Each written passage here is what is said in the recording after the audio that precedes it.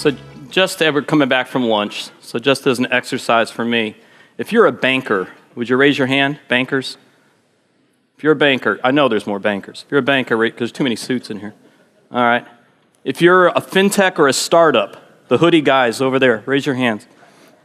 You startup tech guys. Okay. If you're from the press, raise your hand. All in the back. Okay, great. I'm one of all of those. So I've been a banker. I've been that tech guy. I've dabbled in the press a little bit. So I want to ask each of you a question. And I want you to really think about this. Who inspires you? Who inspires you? Like I ask my kids, I have 4 kids, and I ask them, who do you want to be when you grow up? Who do you want to be like? Typical answers, especially when it comes to tech, would be like Steve Jobs or Jack Ma or Elon Musk are all great examples of that. We call them Renaissance men, modern Renaissance men. Now, I'm what we call in the U.S. an old school kind of guy. If we're going to talk about Renaissance men, I like real Renaissance men.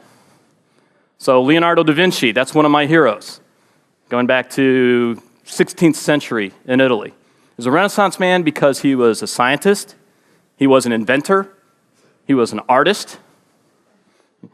The guy was genius. One of his contemporaries is Michelangelo. If you're familiar with the Sistine Chapel, not the 16th Chapel, the Sistine Chapel, Michelangelo was probably one of the greatest artists of all time coming out of Italy. He's an artist, a sculptor, also an inventor. He would fit in that Renaissance modern label we give everyone. And what's fascinating about this picture that he did on the ceiling of the Sistine Chapel, he painted this hanging upside down over a period of time, which is amazing enough. What he's depicting in this picture is the creation of man. So he's got Adam on the right and the God, if you will, in that cloak. And that touching the fingertip is the spark of life, is what he was trying to depict. But what's interesting about that, there's been a debate over the past 20 years or so, was Michelangelo trying to say more with this picture? Because look closely at the Godhead figure over there. And what does that resemble? What physical organ does that look like? The human brain. Michelangelo, along with Leonardo, did a lot of study of the human body. And what we've debated over the past 20 years was, what was Michelangelo trying to say about that spark of life when the Godhead reaches out to man and creates him? And the debate is, it's more than just life, it's intellect. That Michelangelo is saying that with man we have the capacity to think for ourselves. So think about it. We are in interesting times. Both Brett this morning and then JP, we talked about AI, we talked about machine learning and what we're doing. We're at an interesting stage in the human experience to where we're given that spark of life, that intellect, into software. Artificial intelligence, this whole conference based on that. You've heard over and over again through every speaker about the 4th Industrial Revolution. The next speaker, Professor Kim, who I just found out is from the Korean version at MIT, no pressure, thanks a lot for that. So it's interesting, how did we go from the games I grew up with? If you're under 30, you have no clue what that is. Those are really cool games. That's the Atari games that I grew up with as a kid, not the Xbox and the PlayStations y'all have. How did we go from that just a few decades ago to this, which I know you're infinitely familiar with? Google DeepMind and AlphaGo, and to create a narrow AI that could figure out this game that has been around for millennia and actually win. And motivate a country enough to invest, I think, $700 million in AI? So how did we get to this tipping point? That 4th Industrial Revolution, the next speaker is going to talk about this. I don't want to steal his slides. But quite simply, we've gone from water and steam to the second revolution of electricity, to automation, which seemed incredible at everything we could build. But now, it's about to really kick off and what we're able to do. This is a video that is going to follow. This is from the World Economic Forum. These are some of the greatest CEOs and leaders in the world talking about the fourth industrial revolution. They say it much better than I do.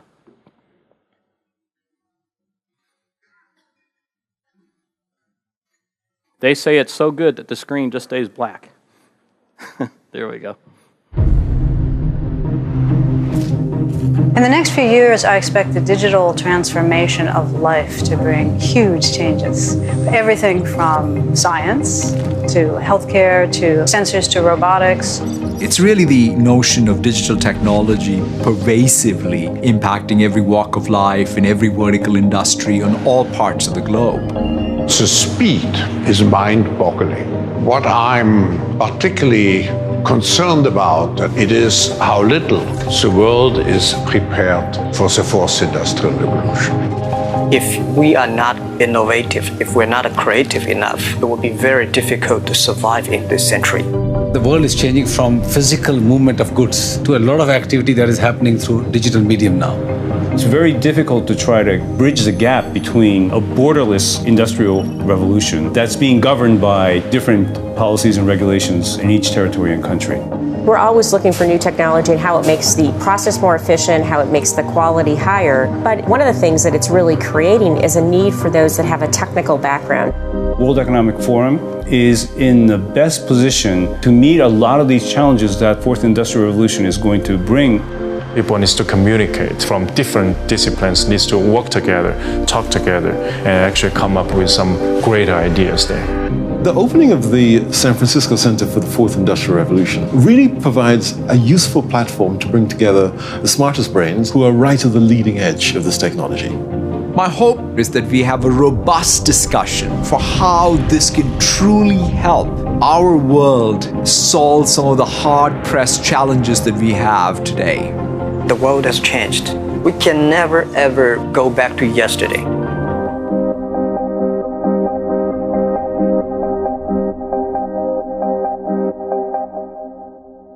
So if you let that sink in, there's never in the history of mankind been a time like this, ever, where advancements come that quick, ever in the history of mankind. We went thousands of years, millennia, where we had the horse and carriage. Just in the past century, we've made advances that have never been seen before. What's the fourth industrial revolution do to financial services and to banking? Take a look at this. Here's what's interesting. This is the World Economic Forum, a great report. I highly recommend you download. Notice each of these advancements starting in 1960. So the semiconductor, to mainframe computers in the 70s. Brett talked about that this morning. To the 80s, to the age of the PCs. Then we get local networks. Then in the 90s, we get the internet, and the world changes. Then smart devices, and then mobile, 2007, with the smartphone coming out. And now, what used to be centuries, it would take centuries for something to come in and change how we live and how we work and evolve us as a human species. Then we moved into decades, so about every 10 years, we're seeing a major advance. Now, 10 years from now, I have no clue what the world is going to look like. I was reading an article this morning about the smartphone and the mobile device, saying 10 years from now, this will be gone. That's hard to actually contemplate, and yet this is only 10 years old. So if you look at all these technologies, biometrics, cloud computing, cognitive computing, distributed ledger, so the blockchain that Brett King had talked about earlier, robotics, all of those combined are changing industry after industry after industry. Down in the bottom, we see what applies to banking, so with credit cards and messaging, ATMs and such. But you can take every single one of these and apply them to any industry. Take the entertainment industry, take the music industry, media, it doesn't matter. All of these has impacted each of those. That's the world that we live in now. We are not immune to this. I don't care how much regulation we have out there. We are not immune to this change. The speed at which change is happening right now is staggering. Just think about this, 5 megabytes. A year, this is a year before I was born. I am that old. So 50 years ago, To move 5 megabytes, you were talking 5 people in 2 hours, loading up to a truck and moving this massive computer for IBM. Now, milliseconds. And throw onto that the cost of it, you can see why the change is coming so quickly. So let's put this into some terms we can all understand. Earlier, Brett talked about Moore's Law. So this idea that the cost to put forth the semiconductors, the capacitors, more or less drops in half every 2 years, yet the power increases by 2, and actually the size shrinks also. That sounds great, but how do we comply that in terms we can all understand? That's my first car. That's a 1971 Volkswagen Beetle. That is an awesome car. Love that car. It was green. If you applied Moore's Law to that 1971 Volkswagen Beetle, so the advances that we've made in computers to that car, you're going to get a car that will go 300,000 miles per hour. It will basically go forever on a gallon of gas, and it would be free. That's what we've done in computing, yet we haven't seen that hit into other industries, but now we are. Now it's all the snowball effect is happening. So with all that change going on, we're seeing it impact every part of our lives. So you think about this. With your smart devices, there's no one in this room that does not have a phone, either in their hand right now or within hand reach. I guarantee you, none of you do not have a phone. That probably some of you have 3 phones wandering around. This is Korea. So the idea that I can get this text messaging at any time or the interaction with the brand, autonomous cars, we talked about this quite a bit earlier with Brett, robotics and how it's changing every industry under the sun, health, a massive, massive part of this change that we're seeing because of technology, and in particular AI, and then robotics. That's Jeff Bezos over on the left. That was about 2 weeks ago. That's Jeff Bezos, the founder of Amazon, playing in that big robotic suit, because I think he's the second richest man in the world now, if I'm not mistaken, JP. I think I read that. Yeah, second richest man in the world. That's his toy. But that's what we're coming to. We're augmenting ourselves. That's what we're seeing with the fourth industrial revolution. So we see headline after headline after headline talking about how AI, how robotics, machine learning is going to change our industry, and in particular, financial services. So whether it be insurance companies, whether it be wealth management, whether it be banking, all of these are going to come in and affect our jobs. And when you look at everything we just talked about, and we talked about this morning, that seems to make sense. And yet, there are people that would disagree. Many of you probably don't know who this is. That's Steve Mnuchin. I'm saying his name horribly. He's the Treasury Secretary of the United States under the new administration. He's not a stupid man. This is a smart man. He's been a successful banker. But that's Steve Mnuchin. About 2 weeks ago, he was being interviewed on stage at a conference just like this, and the conversation came to AI. And the interviewer asked him, what do you think the impact of AI will be on the American workforce? And his answer was so... His face describes how I feel about his answer. This is what he said. I had to write it down because it was just spectacular. In terms of artificial intelligence taking over American jobs, I think we're so far away from that, it's not even on my radar screen. I think it's 50 or 100 more years. With respect to autonomous cars, because he was asked about this, what about self-driving cars? That's not AI. That's computers, which makes no sense. And using real technology we have today. These types of things are very real. That's different from artificial, well, you know, R2-D2. I seriously don't believe he believes this. I believe that's just politics talking. At least I hope he doesn't believe this. Because there is a group out there that more or less just thinks this is AI, right? It's just a futuristic, we're overhyping this, we're selling it too much. And no, we're not. Whatsoever we're not. Another image from the World Economic Forum. This I find extremely interesting. When you take a look at the benefits of emerging technologies, you remember that slide where I showed you the convergence of all those technologies happening at once? And you look at the benefit against what's a possible negative consequence. Notice what's in the top right quadrant. Most benefit, biggest risk, AI. But then we also have biometrics in here. We've got virtual, augmented reality, quantum computing, 3D printing. Here's the thing that you have to get in your head and understand. When we're talking about AI, you cannot just take AI as its own. It's not a one-issue thing. And getting back to that impact of jobs, you got to draw a concentric circle around them. They're all intertwined. Just like industries are today. Brett talked about this earlier when we talked about banking. You know, banking is something you do. It's not a place you go to. Banking's getting intertwined with a ton of different industries, thanks to that mobile device being part of it.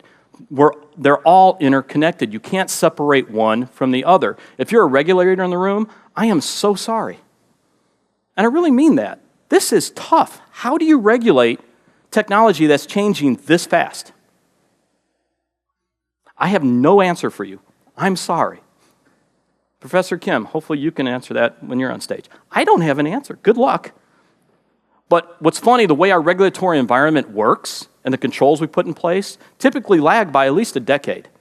We're still doing landline regulatory enforcement on mobile technology, and the mobile's about to change. So again, we live in exponential times. So what I want to talk about is AI as it ties back into banking. We're going to look at it from three aspects. This all comes from Thomas Friedman's book. Thomas Friedman is a Pulitzer Prize-winning author. The World is Flat. You might remember that from a couple years ago. His book, Thank You for Being Late, is a fantastic read. And he took a look at technology, and in particular AI, to say what impact does it have on us. So we're going to look at three specific examples of this. The first is AI as IA, as an intelligent algorithm. And I love this quote by Leonardo. Simplicity is the ultimate sophistication. That sounds so cool. If you remember, Steve Jobs said, simple is hard. Steve Jobs stole that from Leonardo da Vinci from about 500 years ago. But he's right. What looks so simple? This is so stinking simple, isn't it? You just touch it and it works. It's fantastic. You don't have to know how it works. You just know it works. It's like electricity. When you come in and you flip the light switch and it comes on, you just know it's going to work. It's that simple, little toggle switch. That's what we've got into with technology. But the algorithms that lay behind that are incredibly complicated. How many understand what an algorithm is? Honestly, how many of you understand? Okay, Professor Kim does. JP doesn't. Brett's not in here. I decided I'm not going to tell you what an algorithm... Oh, Brett's waving his hand. Whatever, Brett. All right. I'm going to let an Oxford professor explain what an algorithm is, okay? He's much more qualified than I am. And put this in simplistic terms that we can all understand. Okay. Sophie. We tend to associate algorithms with computers, smartphones, and the internet, but they're not exclusive to the world of technology. My day job is Professor of Mathematics at Oxford University. And one of the things I enjoy most is keeping the students on their toes. Okay, I'll say one. Here we're playing a mathematical game with a jar full of chocolates and one red hot chili. The aim is not to be left with the chili at the end. But what these students don't know is that I'm playing it with the help of an algorithm. Okay, you ready? Yeah. Okay, I'm going to go first. So remember, you can take 1, 2, or 3 chocolates at a time. So I'm not a greedy guy, so I'll just take 1. Now, your turn. Each player takes on their turn between 1 and 3 chocolates. So you've taken 2, okay. So I'll take 2. Whatever my opponent does, my algorithm tells me how to respond. Okay, I'll take 2. And your turn again. Oh yeah. So I take 3, and I'll take 1. And just a chili left. Me? Yeah, so you have to eat the chili. So there you go. Let me reveal how the algorithm I was using helped me win. It's the only way to learn. So the key is to think about grouping things in 4s. 13 chocolates divides into 3 groups of 4 with 1 left over.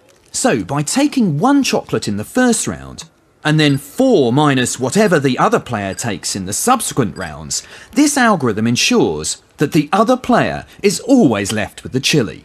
The essence of a really good algorithm, its magic if you like, is mathematics. The best algorithms are those that tap into the underlying mathematical structure hiding beneath a problem. So if you have kids, I have 4.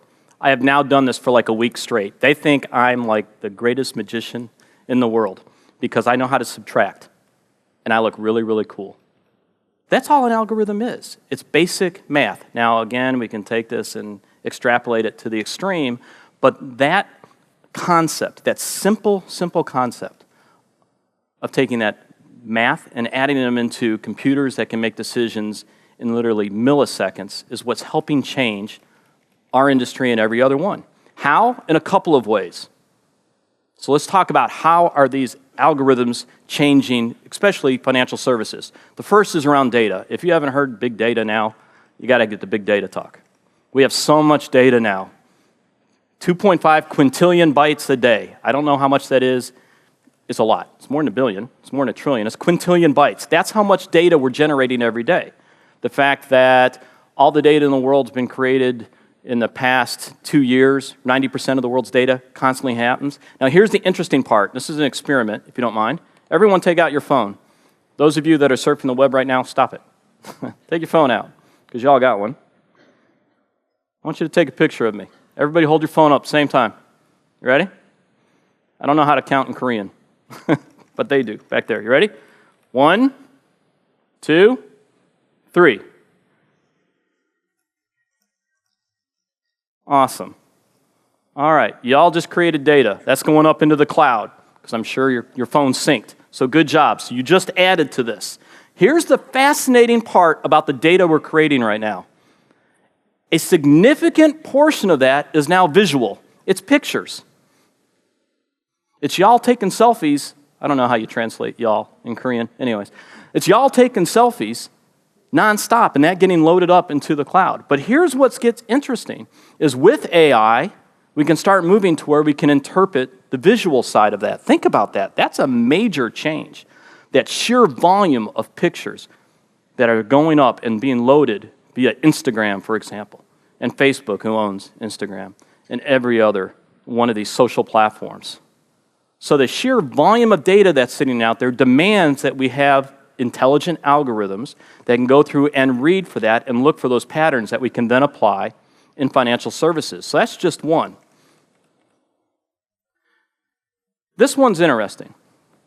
JP talked about this a little bit. We talked about Jamie Dimon, so CEO of JPMC, one of the largest banks in the world. So JPMC came up with this product internally called COIN. COIN stands for Contract Intelligence.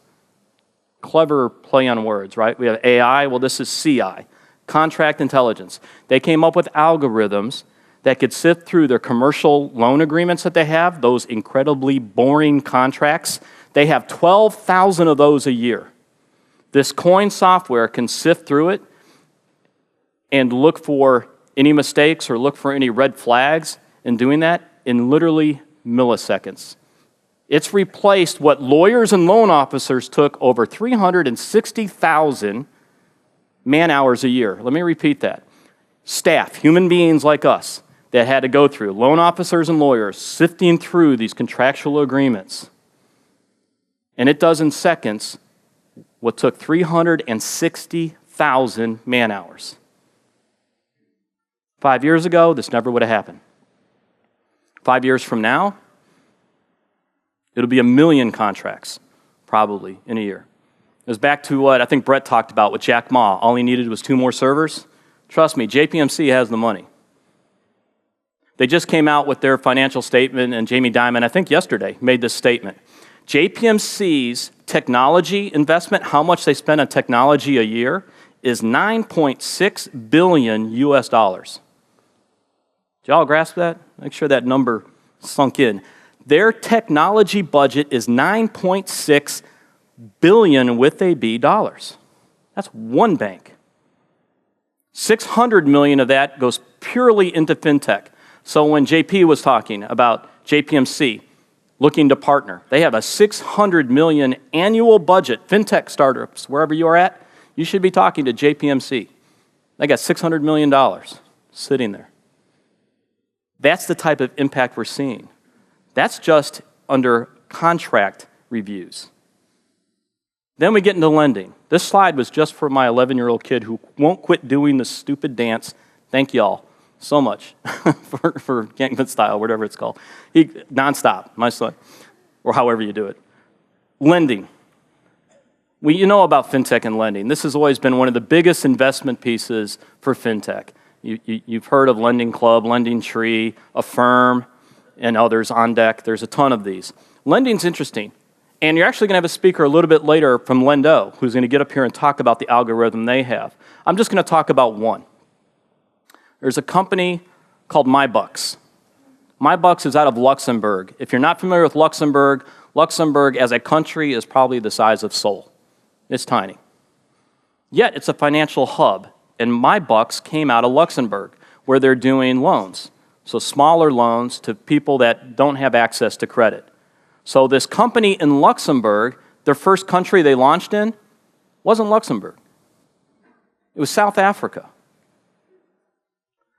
Because with fintech, the borders are going away, right? The countries are going away. So MyBucks comes up with a credit model, and they launched down in South Africa because there are folks that haven't had access to credit before. But what MyBucks figured out was an intelligent algorithm that once they got permission to go into your cell phone, your mobile phone, they could scan through it. Remember screen scraping for your computer? This is the equivalent, going through your SMS, and again, getting access to it to determine your credit worthiness. Because if there's one thing that farmers had in South Africa and with M-Pesa in Nigeria, they have access to a smartphone. So they could go through and they could see your utility payments that were coming through, they could see your spending history, they could see your social footprint, and they developed an algorithm for their credit risk model called Jesse, because everybody has to name their software after a person. So Jesse is this incredibly intelligent algorithm that does their credit risk model.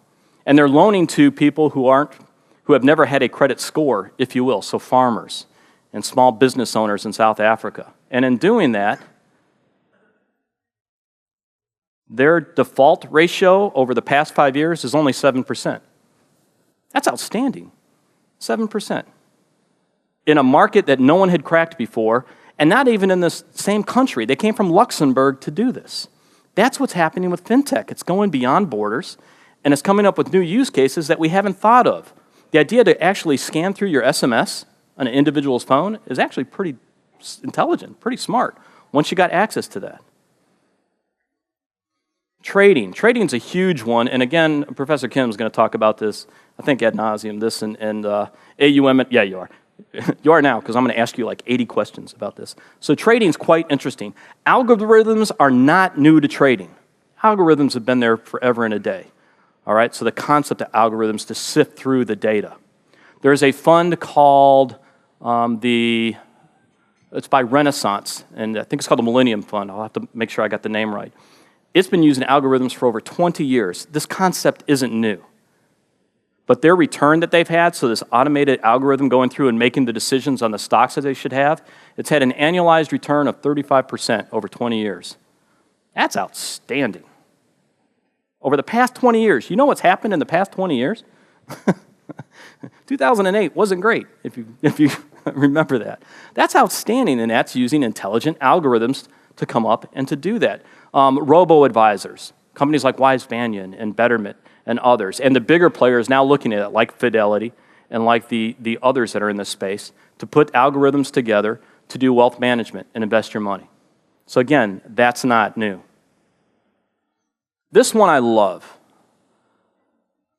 Procurement is a sore subject for me. And if you work in a procurement office, let me apologize first for where I'm going to go with this. One of the hardest parts about partnerships, and JP talked about this, and Brett talked about this, so taking a bank and partnering with a fintech company, it's hard enough to tie the two together, all right? Because of the data set you have and the structure, that's a royal pain in the neck. It really is. But if you're lucky enough to get there, because first you've got to go through procurement and the contracts. And if you're going through a 2-year process to get your contract in place, if you're a fintech company, most don't have that runway. They don't have that shelf life. 2 years is forever for a contract to go back and forth and be redlined, and then go to procurement. I understand risk, trust me, I get it. But you remember earlier when I talked about Coin with JPMC? It's the idea that I could take a contract and what used to take 360,000 man-hours, I could now do in seconds. We have companies that looked at the procurement side and said, wow, we can fix that. LawGeeks is a good example of that. LawGeeks is an Israeli company. And if you notice, all these fintech companies I tell you about are going to come from a different part of the world because there's case studies to look at. I highly recommend you look outside of Asia. And I highly recommend you look inside of Asia. China is an incredible market. What's happening in Thailand is incredible. What's happening inside of Korea is incredible. You have to have a global view and see what type of use cases are working. LawGeeks is a great one. The idea of being able to go through and take procurement contracts and run them through the intelligent algorithm to determine if it meets all the standards or if it needs to come out of the queue and a person works it. That's what LawGeeks does. One of their greatest examples they did was with the NHS. So that's the healthcare system in the UK. They hired them and they used the software. And what they found was in their procurement, to buy a box of needles, so hypodermic needles for a hospital, they had folks paying $4 for them, and they had folks, or excuse me, £4 for them, and they had folks paying $31.68 for them. That's a bit of a deviation. So think about that. If you can get everybody down to the $4 situation, you're in good shape. The problem was it sat on a mountain of data, and it sat in a mountain of contracts, and for someone to go through, like an auditing firm, to find that, would have been 3 years after the purchases were made. You automate that, and you find that, and you have that running nonstop, you find cost savings like that that are unbelievable. So these companies are fantastic. They're ones to watch. So those are algorithms. So the first one, AI to IA, would be intelligent algorithms. Then we have intelligent assistants. So IA is an assistant. And again, a great quote. The greatest deception men suffer from is their own opinions. Heck yeah. It's being isolated in what you're doing and not looking for help. And that's where these can help us out so much. So we already have these. Y'all have them on your phones right now, right? Whether it be Siri, whether it be Google, Amazon Echo. Amazon Echo has sold over 4 million devices over the past 3 years. I think it was their #1 seller this past year at Christmas in the US. You have Cortana from Microsoft. Samsung and the Samsung 8 has Bixby coming out. Bank of America created their own assistant called Erica. I don't know why they did it, but they did. So you have these assistants. So think about this now. You have your phone. You have these assistants that go through and they know your browsing history. They know you better. I can tell you right now, my phone and my browsing history knows me better than my wife and kids do. And I don't want my wife and kids. No. But think about that. This personal assistant that actually knows you and who you are and can make those recommendations. That's where we're at now. And notice, all of these are tech companies. I didn't name a bank other than Bank of America. No one's using that app anyways, by the way. But that's voice. The other interesting part of this, with voice, my kids, intuitive. There's no interface. You just talk. We have an Echo in our house. I ask it questions all the time, and I always get the response, I couldn't find or I don't understand, and my kids correct me, and they ask the question, because it's intuitive for them. There's no interface for this. If you're a marketer, if you're a CMO in this room, what do you do when there's no interface? Think of that challenge. The whole operating system now has gone into the air. It's just your voice. Another one that I'm getting quite interested in, because I turned 50 last year, is the idea of taking care of the elderly. Because when you hit 50, you start thinking about, oh my God, I'm 50. What's it going to be like when I retire? So this concept of taking care of the elderly, if you didn't know it, we reached a tipping point a couple years ago, about 2 years ago, I believe. There are more people in the world over the age of 60 than under the age of 5. Never in human history, as far as we know, has that ever happened because of advances, thanks to AI and other things, in healthcare and what we're able to do, the diseases that we've eradicated. More people over the age of 60. You look at aging populations as in Japan, is a great example of this. In Europe, 1 in 10 people globally is over the age of 60. By 2050, it'll be 1 in 5. So how do you take care of them? It's a great question. How do you take care of them physically? And how do you take care of them financially? If I'm living to 100, 110, 120, At what age do I retire? How am I being taken care of? And from an AI and a robotics standpoint, robotics is essentially the form factor. It's the physical form factor with AI behind it. So there have been a ton of robots to help address this. LEQ is a good example of that. LEQ is this system that's out now. What LEQ does, it looks like a light, like a table stand light. And LEQ engages with the elderly through sound. It's voice activated like Amazon, so there's no interface. I don't have to know hotkeys, Control-C, all that nonsense. I just talk to it. But it also has AI behind it. So every time I engage with it, I'm making it more and more intelligent. And it can keep me up on social. It can tell me what's happening through my social channels with my friends, which is great when you're elderly. A good example of this, of the elderly, people in the US over the age of 75, 47% of them are women. So living on their own.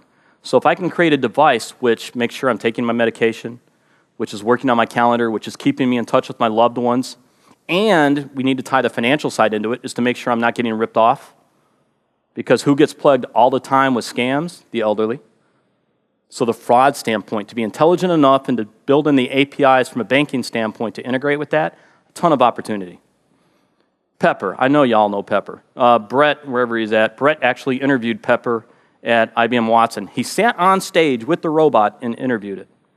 And again, that's just the form factor. Pepper's cute, great little robot, but it's the AI that sits behind it. So every time you engage with it, the overall AI gets more and more intelligent. That's what you want. Pepper is in, I think, 50 companies in Japan, at least, have integrated Pepper and have that. Banks like First Commercial Bank in Taiwan I think they have 20 of these now running around. They're greeters and can do the emotional connection. It's early days. It's easy to make fun of the robot, but it's early days, and every day it gets smarter and smarter and smarter. And not the robot, the AI behind it. That's Nadia, and that's Nadia. Welcome to Nadia's. That's Nadia Thalman, and the person, if you couldn't figure it out, is in the red. And that's the robot she created. Nadia's a professor in Singapore, incredibly smart professor. She made this robot and the AI behind it using IBM Watson. It's the receptionist for where she works at the university. Not her. The robot, Nadia, is the receptionist for her department. You walk in, because of the AI and the facial recognition, it can carry on conversations with you that you had in the past. It has emotion. I'm not saying it has emotion, but it's like Pepper. It's able to, through the decisions it has, read your mood and engage from an emotional standpoint. They've also created a system, I love this one, called Edgar.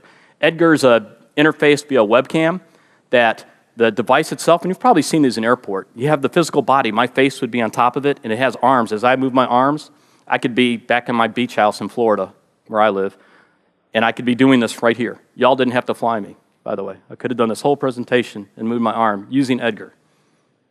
I'd rather come here, by the way, don't. I didn't mean it that way. Very pleased to be here. This is another Nadia.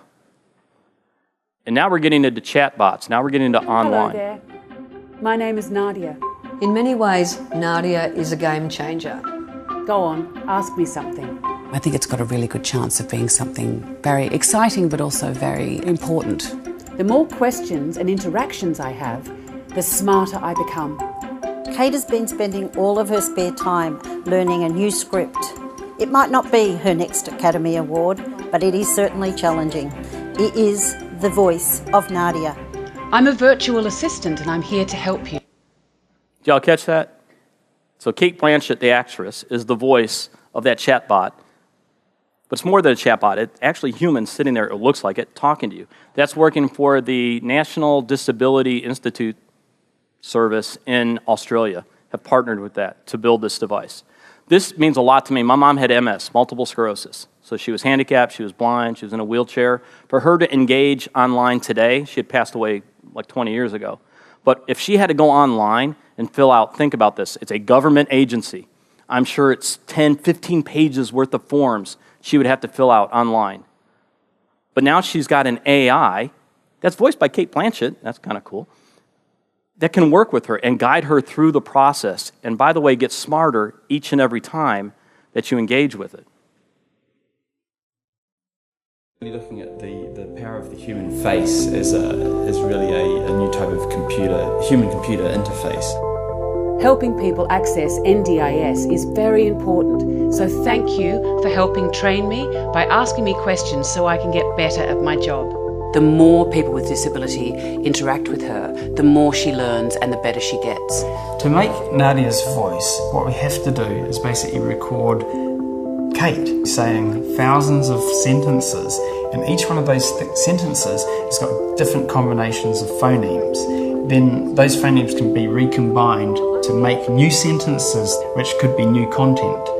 I learn, express emotion, and speak naturally. In fact, I speak 32 languages. Oh my God, do I have to say bonjour? 32 languages. How many employees do you have that speak 32 languages? Think of the cost savings there.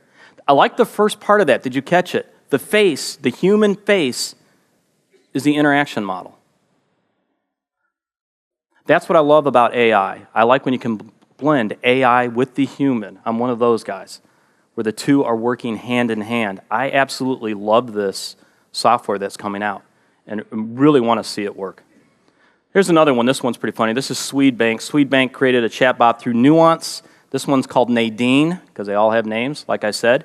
This chatbot, so I can go through online and ask questions of it. This is taken for Swedbank.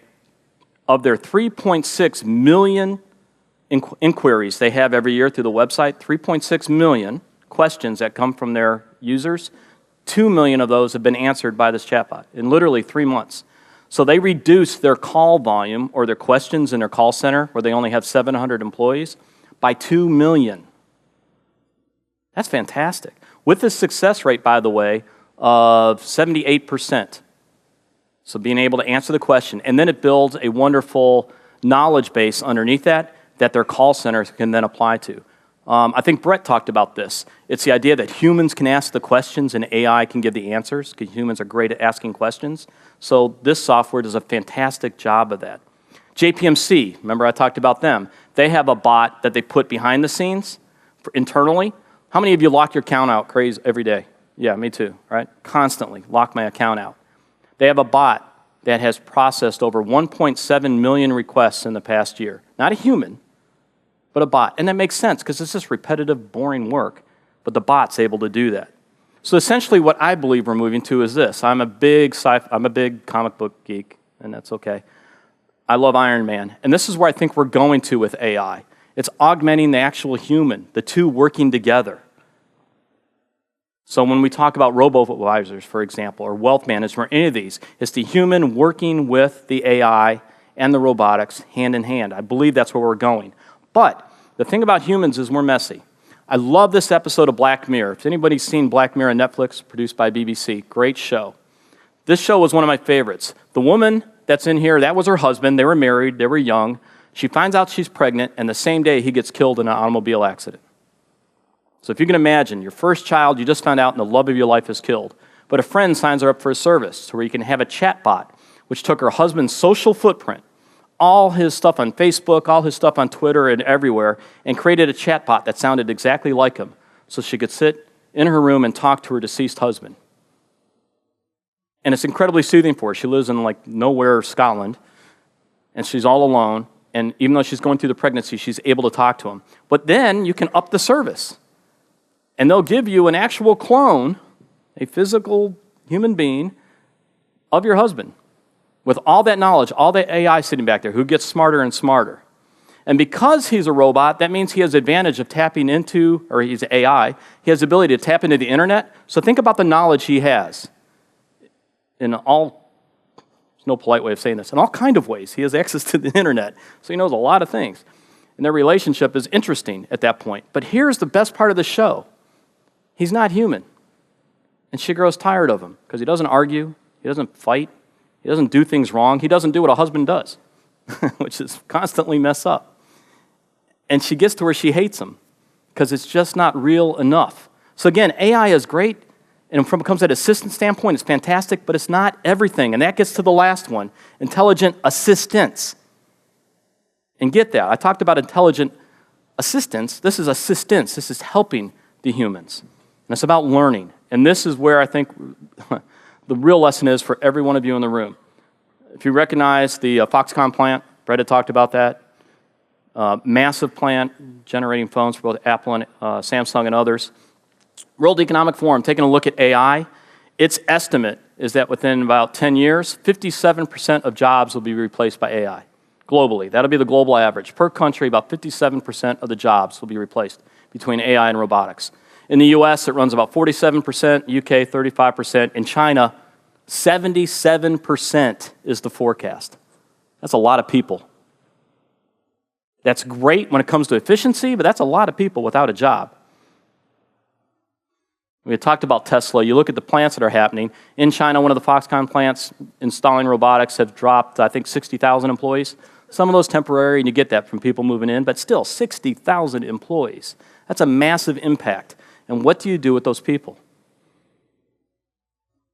And it's just not manufacturing, it's also our industry. We've been dropping jobs like crazy globally when it comes to banking. Through the efficiencies that we're doing, through computers, through AI, through all of these, we're dropping jobs left and right. That's the reality that we're facing. So again, what do we do with our people? When it comes to Wall Street, when it comes to the trade floor, look at the impact of jobs that's predicted here. That's a massive loss of jobs that we've had for what, decades now. That impact is coming, so what do we do about it? An estimate by Forrester is that by 2025, over 230,000 Wall Street jobs will disappear. That's a lot of jobs. That's a lot of people. So what do we do? My recommendation, be human about this. Acknowledge the issue, and when we're designing solutions with AI, look to address the problem.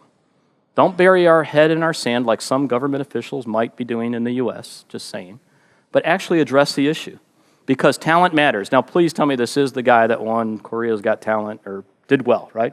I don't think he won. But talent does matter. I'll give you an example of this. When it comes to AI, there's not that much, there's not literally thousands of people to pull from. Baidu, the search giant in China, Andrew Ng, if you know who he is, he headed up their AI department. He left about 3-4 weeks ago. The day he resigned, Baidu's stock dropped 2.7%. That's $1.5 billion because one guy left. So we are talking about AI, but we're talking about an individual because the talent pool isn't that thick yet. In San Francisco, where we're doing self-driving cars and autonomous cars like crazy, the engineers that work on that are averaging $295,000 a year in salary. That's 5 times the average salary of an American. It tops out at about $400,000. They actually have agents like athletes have to do their work, to sign them up for the different companies they work for. Bankers, you're fighting for talent from companies like Ant and Alibaba and Amazon and Google and Facebook. It's not just your other competitors, it's the other industries. And again, it's a narrow field. So here's what I'll tell you, invest in your people. JP talked about this, I'm going to emphasize it. It's people. I love this quote by Maria, she works for BBVA, and that's a bank that's invested significantly in fintech companies. But she'll tell you, the reason they're able to do it is the people that she surrounds herself with. It's the team that she builds. Because we're going to have to change how we learn. For those of you that just graduated from college, the younger people in the room right now, I'm really sorry, but learning didn't end. And for those of you that are 50, 60 years old, I'm really sorry, but your learning hasn't ended. That's our new life now. It's the ability to learn, and then as new technology comes in, unlearn and relearn continuously. AI will be able to support this. I really do believe that. The way we educate, the way we train, we're going to learn new methods of it. But investing in your people, AT&T in the United States, telecom service has done this. They have 238,000 employees, and they've basically told those 238,000 employees, you need to be doing 5 to 10 hours of online studies per week because your job is going to change because of AI, because of robotics, because of machine learning. You have to get a new skill set. If you want to do it, great, we'll help subsidize it. If you don't, you might want to start looking for another job. That sounds somewhat cold and heartless, but it isn't. That's the new reality that we live in. So those are your 3 to remember, right? Intelligent algorithms, the intelligent assistants, and intelligent assistants. So Brett talks about this in his book. Nice plug for Brett's book, which is a great book. You should read it if you haven't read it yet. Everything I just talked about, this isn't a race against the machines, it's a race with them. It's how well you work with the machines, how well they're augmented, and you are augmented to work with them. So keep learning, don't stop learning. My favorite quote by Leonardo. It had long since come to my attention that people of accomplishment rarely sat back and let things happen to them. They went out and happened to things. That's the decision you have to make. You can watch history or you can make history. It's a simple choice. Thank you.